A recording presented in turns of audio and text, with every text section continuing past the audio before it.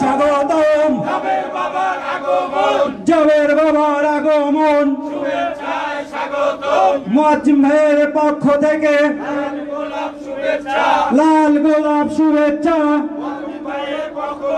ফকিরি দরবারের পক্ষ থেকে লাল গোলাপ শুভেচ্ছা।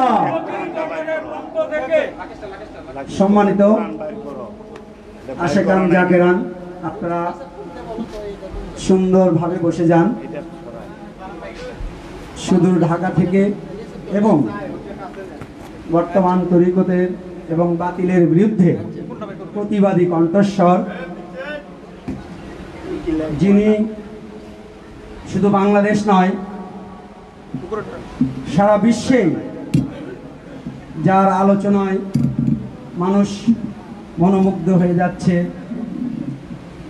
তার সান্নিধ্য পাওয়ার জন্য ব্যাকুলতা প্রকাশ করছে। আপনার আমার খুব সৌভাগ্য যে আমরা তার দর্শন এবং তার চরণধুলি আমাদের এই বগুড়া শেরপুরের মাটিতে পড়েছে।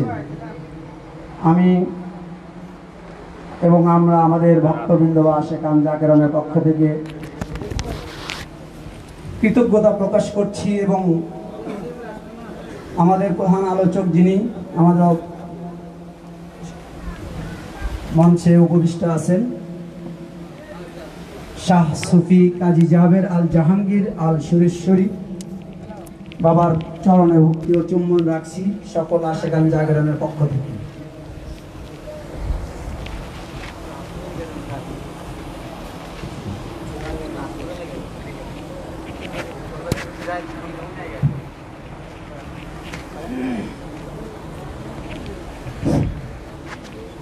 হ্যালো,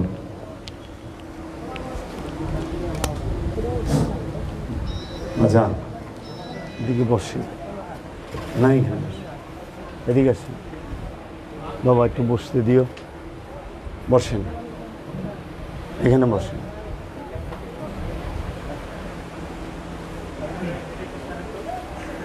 মুরব্বীদেরকে একটু বসতে দাও। দয়াল মুর্শিদ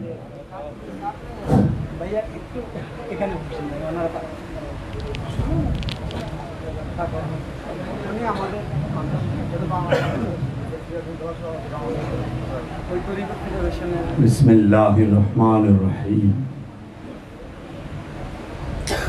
या हय्युल कय्यूम या कुद्दूसुस सिर्रुल अजीज या गौसुल आज़म गौस पाक बल इंदा रब्बिहिम यरज़कून या मौला बाबा जहांगीर बा ईमान अल श्री यफ़ी अनहु मदाद फरमा, मदाद फरमा, मदाद फरमा।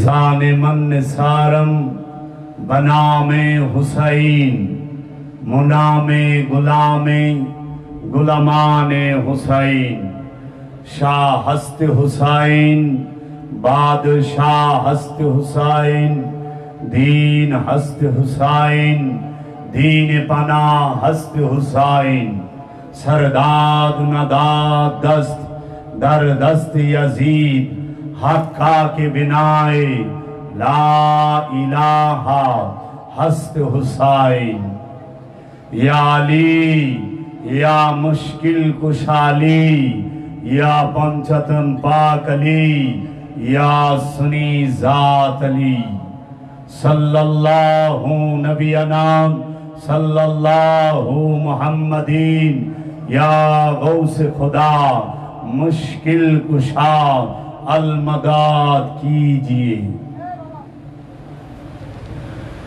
आवार महान मुर्शिद किबलाए काबा चिरागे जान शरीफ कलंदर बाबा जहांगीर बा ईमान अल श्री यफ़ी अनहुर नूरेर कदम मुबारकी लक्ष कोटी भक्ति ओ चुम्बन रेखे आजके आमी जे स्थाने उपस्थित हয়েছি বগুড়া জেলার শেরপুর থানা গাড়িদাহ ইউনিয়নের কাপুরা পূর্বপাড়ায় শাহ আব্দুল মালিক ফকিরি দরবার শরীফের 58তম ভক্তের মিলন মেলায় ওরস শরীফে আমি উপস্থিত হতে পেরে আন্তরিকভাবে সবার প্রতি এবং যিনি আমাকে দাওয়াত করেছেন তার প্রতি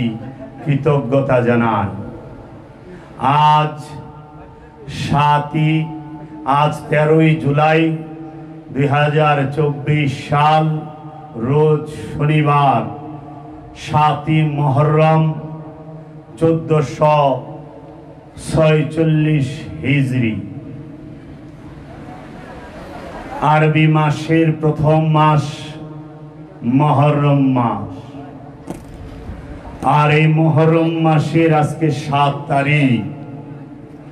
আর 3 দিন পরেই শহদানে কারবালা শহীদে আজম ইমামে হুসাইন আলাইহিস সালাতু ওয়াস সালামের শাহাদাত দিবস। আল্লাহর হাবিবের নয়নমণি, নয়নের পুতুলি, হৃদয়ের ধন, কলিজার টুকরা ইমামে হুসাইন আলাইহিস সালাতু ওয়াস সালামের শাহাদাত দিবস। আজকে আমি আপনাদের সামনে উপস্থিত হয়েছি। আপনারা সবাই এইখানে জ্ঞানী গুণী মানুষ আছেন। আপনাদের সামনে আমি অতি ক্ষুদ্র মানুষ, ছোট মানুষ। আমার তেমন কোনো জ্ঞান নাই, আমার ওই রকম কোনো যোগ্যতা নাই। মাওলা পাক মেহেরবানি করেছেন, আপনাদের ভালোবাসা হয়েছে। আপনাদের ভালোবাসায় সিক্ত হয়ে আমি আপনাদের সামনে এসেছি। আমি পাপী, আমি এই জগতের সবচেয়ে ছোট মানুষ, সবচেয়ে অজ্ঞানী মানুষ। আপনাদের সামনে দু একটি কথা বলার চেষ্টা করব।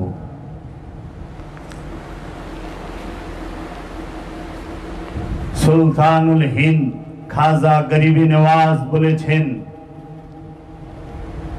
आराम उस दिल को मिला जिस दिल को कभी आराम नहीं मिला।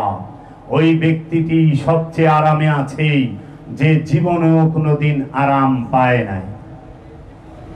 ওই ব্যক্তি সবচেয়ে আরামে আছে যে জীবনে কোনোদিন আরাম পায় না। আমি যে কালামটি পাঠ করলাম, এই কালামটি এই ভারতীয় উপমহাদেশের প্রখ্যাত বলি, যিনি এই অখণ্ড ভারতে 92 লক্ষ মুসলমান বানিয়ে গিয়েছেন, আজ থেকে 800 থেকে 900 বছর পূর্বে সেই খাজা গরিবি নওয়াজের মাজার শরীফের প্রধান গেটের উপরে ফার্সি ভাষায় লেখা শাহ হস্তে হুসাইন, বাদশাহ হস্তে হুসাইন। এই কালামটি, যে কালামটি আমি পাঠ করেছি, আজকে যেহেতু মুহররম, এই মুহররমের মাস, মুহররমের 7 তারিখ, এই মুহূর্তেই আওলাদে রাসূল ইমামে হুসাইন আলাইহিস সালাতু ওয়াস সালাম সপরিবারে ইয়াজিদ বাহিনীর হাতে বন্দী অবস্থায় কারবালার ফোরাত নদীর তীরে অপেক্ষায় রত।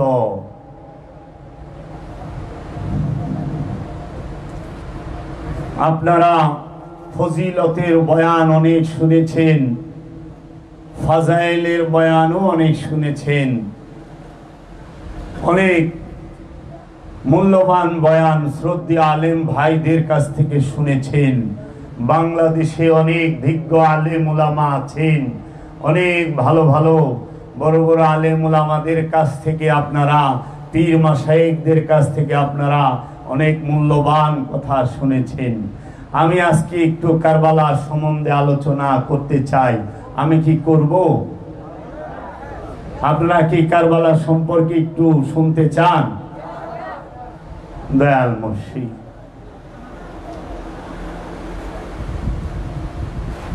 এই আসমানের নিচে জমিনের উপরে আল্লাহর হাবিব রাহমাতাল লিল আলামিনের ওফাতের পরে সবচেয়ে মর্যাদাবান যারা ছিলেন তারা হচ্ছেন আওলাদের রাসূলগণ। তাই নয় কি? আওলাদের রাসূলগণ মর্যাদাপূর্ণ, এর জন্য আমরা রসুল এবং আলে রসুলের উপরে দরুদ পাঠ করি না? আমরা কি দরুদে পড়ি না? আল্লাহুম্মা সাল্লি আলা সাইয়্যিদিনা মুহাম্মদ ওয়া আলা আলে মুহাম্মদ। আল্লাহুম্মা সাল্লি আলা সাইয়্যিদিনা মুহাম্মদ ওয়া আলা আলে মুহাম্মদ। এই ওয়া এবং আলা উপরে আলে মুহাম্মদ, মুহাম্মদ সাল্লাল্লাহু আলাইহি ওয়াসাল্লামের বংশধরের উপরেও আমরা দুরূদ পাঠ করি সালাতের মধ্যে এবং এমনিতেও। আল্লাহ রাব্বুল আলামিন কুরআনুল মাজিদে বলেছেন, ইয়া আইয়ুহাল্লাযীনা আমানু সাল্লু আলাইহি ওয়া সাল্লিমু তাসলিমা। সূরা আহজাবে আল্লাহ নিজেই বলতেছেন, ইন্নাল্লাহা ওয়া মালাইকাতাহু ইউসাল্লুনা আলান নবী। ইন্নাল্লাহা নিশ্চয়ই আমি আল্লাহ, ওয়া মালাইকাতিহি আমার সমস্ত ফেরেশতা সমূহ। ফেরেশতাদের আরবি হচ্ছে মালাইক। ফেরেশতা ফার্সি শব্দ, আরবিতে বলে মালাইক। মালাইক মানে সমস্ত, মালাইক মানে ফেরেশতা, মালাইকাতি মানে সকল ফেরেশতারা। আল্লাহ এবং আল্লাহর সকল ফেরেশতারা কি করে? আল্লাহর নবীর উপরে দরুদ পাঠ করে। কার উপরে? আল্লাহর নবীর উপরে, আমাদের নবীর উপরে না, আল্লাহর যিনি নবী তার উপরে। আল্লাহর নবীকে সরকার দু আলম, নূরে মুজাসসাম, নূর আলা নূর, সৈয়দতুল আম্বিয়া, ইমামুল মুরসালিন, খাতামান নবিয়্যিন, আবুল কাসিম মুহাম্মদ সাল্লাল্লাহু আলাইহি ওয়াসাল্লাম আল্লাহর নবী। কার নবী? আল্লাহর নবী। নবী শব্দের অর্থ কি? নবী মানে কি? নবী শব্দের অর্থ হচ্ছে যিনি গায়েবের জ্ঞান যার আছে, গায়েবের এলেম যে জানে, গায়েবের খবর যে জানে, গায়েবের খবর যে দান করে, তিনি হচ্ছেন নবী। নবী শব্দের অর্থই হচ্ছে হিডেন নলেজ। হিডেন নলেজ, গুপ্ত জ্ঞান, পর্দার আড়ালের জ্ঞান, এই দেয়ালের বাহিরের জ্ঞান, যেটা আমাদের চোখের সামনে আসে না। নবী সব সময় অজানা জ্ঞানকে জানিয়ে দিবে। এই নবীর উপরে আল্লাহ ফেরেশতাদেরকে নিয়ে দুরূদ পড়েন। তাই আল্লাহ বলেছেন, ইয়া ও হে আইয়ুহাল্লাযীনা আমানু, যারা ঈমান এনেছো তাহারা কি করো? সাল্লু আলাইহি, তোমরা আমার নবীর উপরে সংযোগ যোগাযোগ প্রচেষ্টা করো। বাংলায় সালাত আরবি শব্দ, সালাতের বাংলা হচ্ছে, বাংলা অর্থ হচ্ছে সংযোগ যোগাযোগ প্রচেষ্টা। সালাত আরবি শব্দ, সালাতের ফার্সি হচ্ছে নামাজ, আর নামাজের বাংলা হচ্ছে সংযোগ যোগাযোগ প্রচেষ্টা। আর সাল্লু শব্দের অর্থ হচ্ছে সংযোগ যোগাযোগ প্রচেষ্টা। এইখানে রসুলের সাথে সংযোগ যোগাযোগ প্রচেষ্টা সর্বক্ষণ আল্লাহ আমানুদেরকে করতে বলেছেন। যেখানে কোরআনে আল্লাহ বলেন ইয়া আইয়ুহাল্লাযীনা আমানু, এইটাই আল্লাহর হুকুম আমানুর উপরে, এই হুকুমটাই ফরজ। এই ইয়া আইয়ুহাল্লাযীনা আমানু সম্পর্কে কোরআনে 89টা আয়াত নাজিল হয়েছে। সালাতের আদেশ আমানুর উপরে, কুরবানির আদেশ আমানুর উপরে, হজের আদেশ আমানুর উপরে, যাকাতের আদেশ আমানুর উপরে, আপনার এই সাদকার আদেশ আমানুর উপরে। সুদ খায়ও না, আমানু। ঘুষ খায়ও না, আমানু। আমানুরও কইছে সুদ ঘুষ খায়ও না, আমানু। মিথ্যা বলিও না, আমানু। জুলুম করিও না। এই রকম ভাবে আল্লাহ 89টা হুকুম কোরআনে আমানুকে করেছে। আমানু কাকে বলে? আমানু বলা হয় যিনি আল্লাহর রসুলের হাতে হাত রেখে বায়াত গ্রহণ করে, রসুলকে বিশ্বাস করে, রবকে বিশ্বাস করে, রবের নাজিলকৃত কিতাবকে বিশ্বাস করে, রবের কোরআনকে বিশ্বাস করে, রবের ফুরকানকে বিশ্বাস করে, রবের সমস্ত নবী রসুলকে বিশ্বাস করে, রবের গায়েবের উপরে বিশ্বাস করে, রবের ফেরেশতাদের উপরে বিশ্বাস করে। তিনি হচ্ছে আমানু। এই আমানুর উপরে সমস্ত হুকুম। মুমিনের উপরে কোরআনে কোনো হুকুম নেই। আমানু সে হচ্ছে খান্নাস রূপী শয়তান যুক্ত। খান্নাস রূপী শয়তান যে মানুষের অন্তরের সাথে, কলবের সাথে, নফসের সাথে সূক্ষ্ম থেকে সূক্ষ্মভাবে দুর্বলভাবে মিশে থাকে, তাকে বলা হয় আমানু। আর মুমিন কাকে বলে? মুমিন বলা হয় যে নফসের সাথে, যে ব্যক্তির সাথে শয়তান রূপী খান্নাস থাকে না, শয়তান রূপী খান্নাস মুক্ত যে ব্যক্তি, যে ব্যক্তির সাথে আল্লাহ জাত রূপে অবস্থান করে, তাকে বলে মুমিন। তাই আল্লাহ কোরআনে বলেছে ইন্নাল্লাহা মাআল মুমিনিন, নিশ্চয় আমি আল্লাহ মুমিনের সাথে থাকি। আল্লাহ সারা কোরআনে এক জায়গায় বলে নাই আমি আমানুর সাথে থাকি। তাই আমানু আর মুমিনের মধ্যে আসমান জমিন পার্থক্য। আমানুর জন্য আল্লাহর আদেশ আছে, মুমিনের জন্য আল্লাহর আদেশ নাই। আমানুর জন্য আল্লাহর আদেশ আছে, মুমিনের জন্য আল্লাহর অনুরোধ আছে। এর জন্য আগে বুঝতে হবে মুমিন কি আর আমানু কি। আমানু সাধনা করবে, আমানু মুরাকাবা মুশাহিদা করবে, আমানু সালাত করবে, আর এই আমানুর ইমাম হবে মুমিন। মুমিন সালাত শিক্ষা দেবে। মুমিন সালাত কিভাবে করে সেই শিক্ষা দান করবে। যিনি দায়েমি সালাতের শিক্ষা দান করে তিনি মুমিন। আর যিনি দায়েমি সালাতের শিক্ষা গ্রহণ করে, দায়েমি সালাত করে, তাকে কোরআনের ভাষায় বলা হয় মুসল্লি। এই আমানুকে আল্লাহ বলতেছে, ও আমানু, তুমি বেশি বেশি দুরূদ পড়ো আমার নবীর উপরে, এবং ইউসাল্লুনা আলাইহি ওয়া সাল্লিমু তাসলিমা, এবং তাসলিম করো, ইজ্জত করো, সম্মান করো, তাজিম করো। তাজিমের সাথে আমার রসুলকে, ইস্তেকবালের সাথে আমার রসুলকে স্মরণ করো। এর জন্য আল্লাহ রসুলকে আমরা দাঁড়িয়ে সালাম জানাই। আল্লাহর নবীকে আমাদের দ্বারা যতটুকু সম্ভব হয় আমরা বিনয়ের সাথে, মহব্বতের সাথে দাঁড়িয়ে আল্লাহর হাবিবকে সালাম প্রদর্শন, সালাম জানাই। এইটা আমানুর উপরে আল্লাহর হুকুম ফরজ।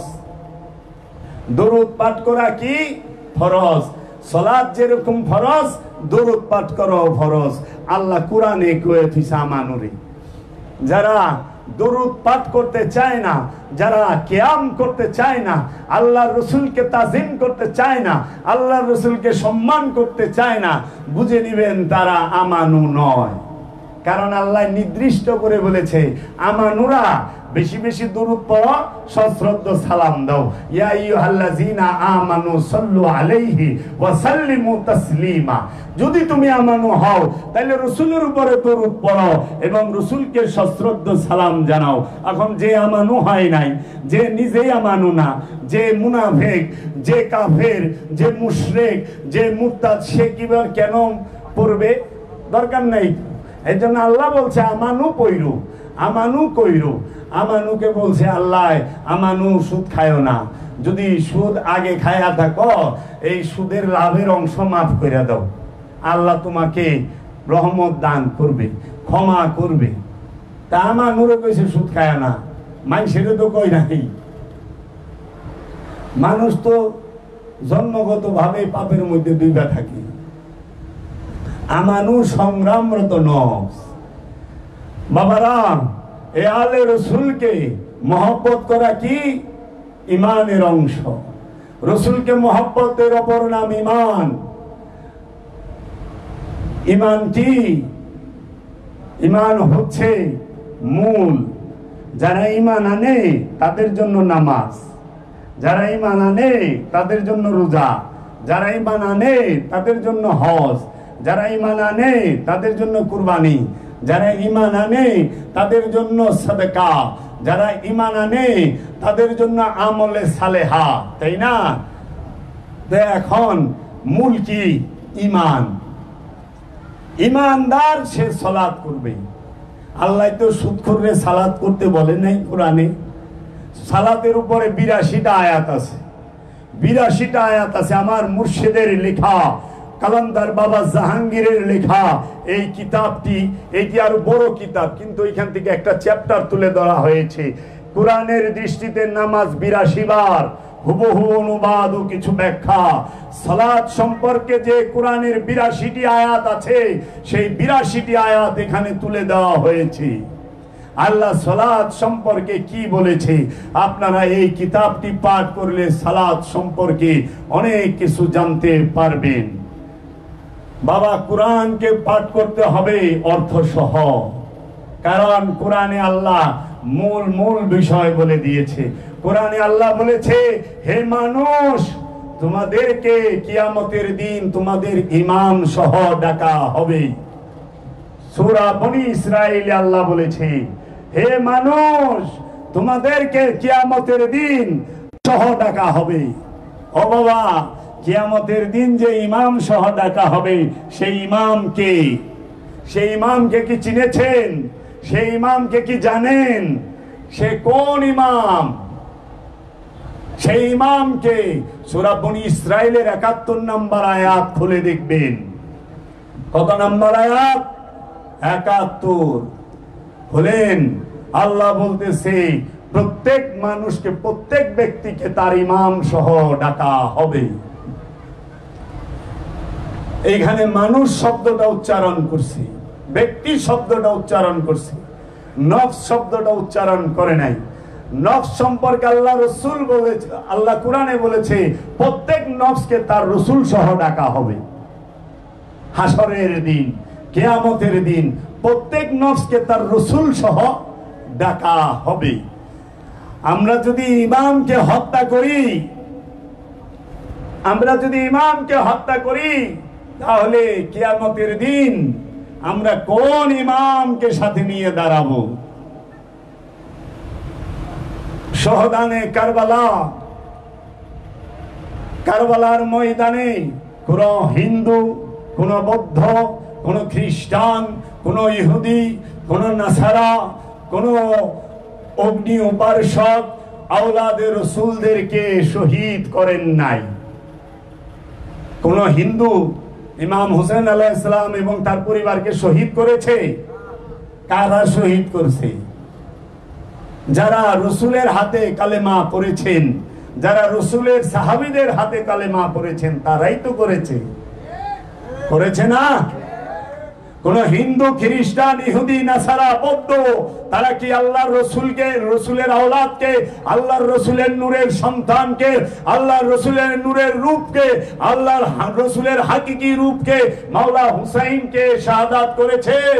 নাকি এই নামধারী, লেবাসধারী যারা ঈমান এনেছিল মুখে মুখে, যাদের ঈমান এই হলকের গলার এই হাড্ডি, হলকের হাড্ডির নিচে হৃদয়ে প্রবেশ করে নাই, তাহারা হত্যা করেছে? কে হত্যা করেছে? নামধারী মুসলমান। তারা কারবালায় শুধু মাওলা হুসাইনকে হত্যা করেছে না। কেন হত্যা করলো ইয়াজিদ? কেন শহীদ করলো মাওলা হুসাইনের পরিবারকে? একটা কারণে। সেই কারণটা কি? স্বার্থ। সেই কারণটা কি? ক্ষমতা। ইয়াজিদ রাজত্বের জন্য মাওলা হুসাইনকে শহীদ করেছে। ইয়াজিদ স্বার্থের জন্য মাওলা হুসাইনকে সপরিবারে শহীদ করেছে। ইয়াজিদ ক্ষমতার জন্য মাওলা হুসাইনকে সপরিবারে শহীদ করেছে। ক্ষমতার লোভ এত ভয়ানক, স্বার্থের লোভ এত ভয়ানক, স্বার্থের লোভ আর ক্ষমতার লোভ যখন কাদের উপরে, মনের উপরে ঝেঁকে বসে, তখন 6 মাসের দুধের শিশুও তাদের হাত থেকে রেহাই পায় না, পায় না। মাওলা হুসাইনের ছোট ছেলে ইমামে আলী আসগর আলাইহিস সালাতু ওয়াস সালাম ছিলেন 6 মাসের দুধের শিশু, মায়ের কোলের দুধের শিশু, নিষ্পাপ, মাসুম, বেগুনাহ ইমাম তিনি। এই সৈয়দকে হত্যা করা হয়েছে স্বার্থের জন্য, সম্পদের জন্য, ক্ষমতার জন্য, সিংহাসনের জন্য। তাহলে মানুষ স্বার্থের জন্য রসুল ভুলা যায়, বলে না? মানুষ স্বার্থের জন্য আল্লাহ ভুলা যায়, মানুষ স্বার্থের জন্য ওয়াদা ভুলা যায়, মানুষ স্বার্থের জন্য সত্য ভুলা যায়। তাই তো আল্লাহ কুরআনে সূরা বাকারায় বলতেছে, তোমরা সত্যকে মিথ্যার সাথে মিশ্রণ করিও না, তোমরা সত্যকে গোপন করিও না। সূরা বাকারা খুলেন, দেখবেন আল্লাহ বলতাছে সত্যের সাথে মিথ্যা মিশ্রণ করিও না।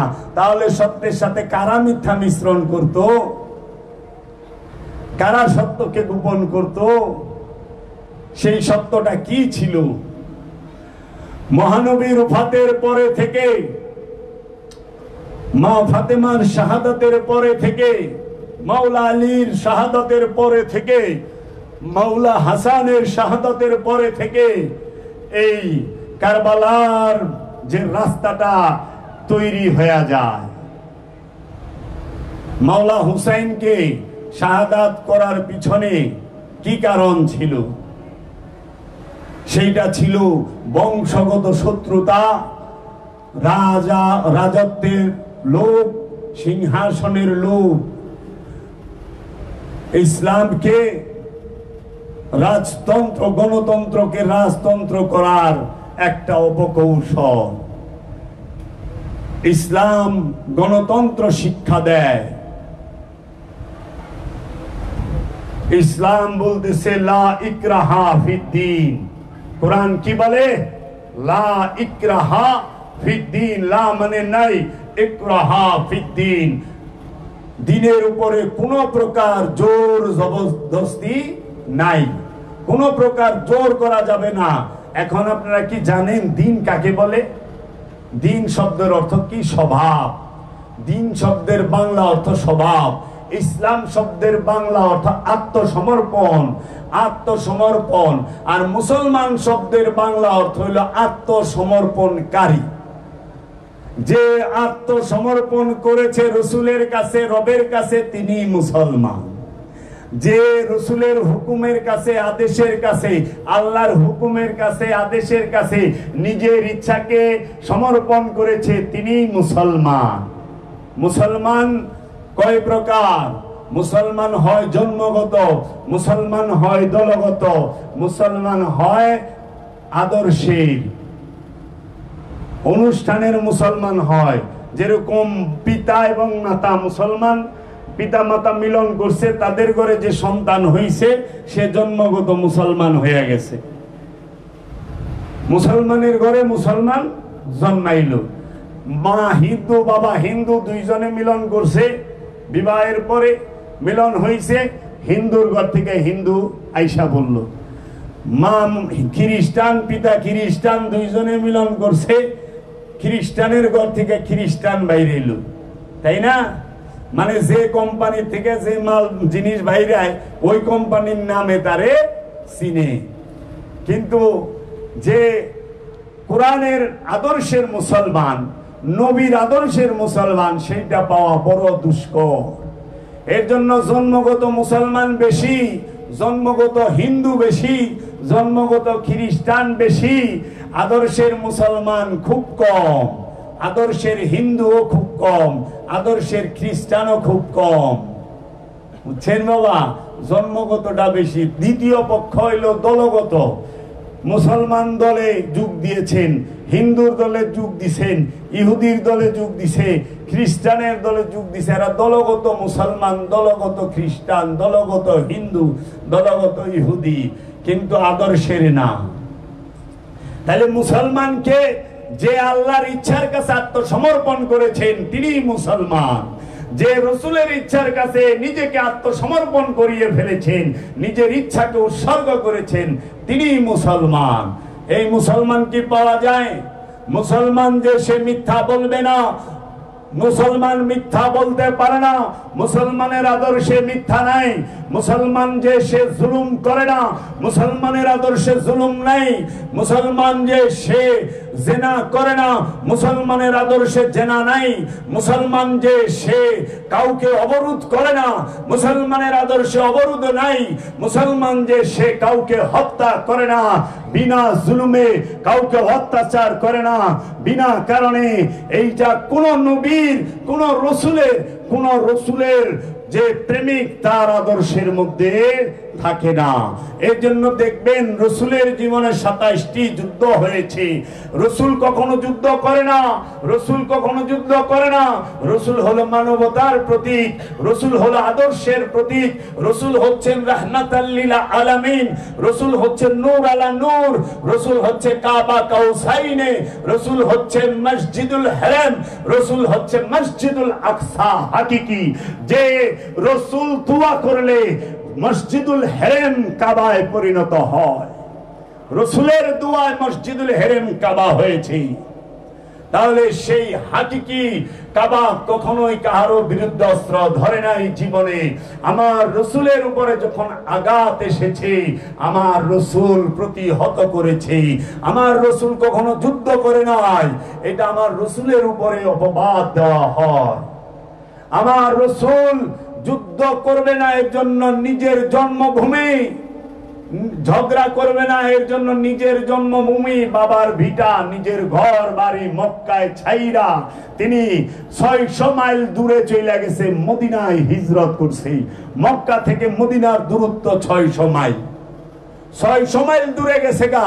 বাপের ভিটা ছাইরা, জন্মভূমি ছাইরা, নিজের গ্রাম ছাইরা 600 মাইল দূরে গেছে গা আল্লাহর